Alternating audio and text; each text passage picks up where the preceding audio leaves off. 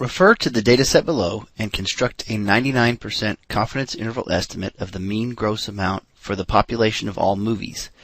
Assume that the population standard deviation is known to be $100 million. So we have this data set here. And we're supposed to use this data set, which is a sample of 20, to approximate or to estimate the population mean. And we'll do that using statcrunch. So what we should do then is enter these data values into a statcrunch column. I used variable 1 here. So I just type these values into this column. And then we're going to push stat z statistics. Now, the sample size is only 20. However, we're told in the problem that the population standard deviation is known to be $100 million. So since sigma is known, since the population standard deviation is known, then we're going to use a z calculation. So I'm going to hit z statistics, one sample with data because I have the individual data values.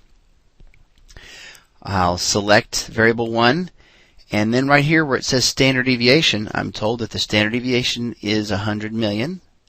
So I'll type that in and hit next.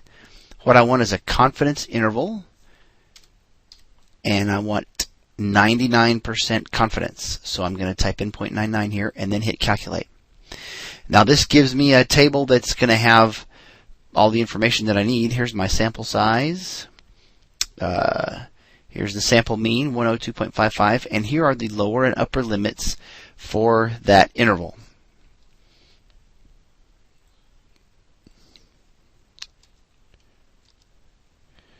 So, in the slot here for the left and right endpoints for this interval, I'm going to type in 44.952705, except that it asks me to round to one decimal place. So let's see, that 5 is going to make that 9 go up to a 10, which is going to make it 45.0. So my lower limit is 45.0, and the reason that I am rounding to one decimal place, more than just the fact that it tells me to, is because the raw data are whole numbers, and our rounding rule for the mean is one more decimal place than occurs in the raw data. So that would be the tenths place. And then my upper limit is 160.1.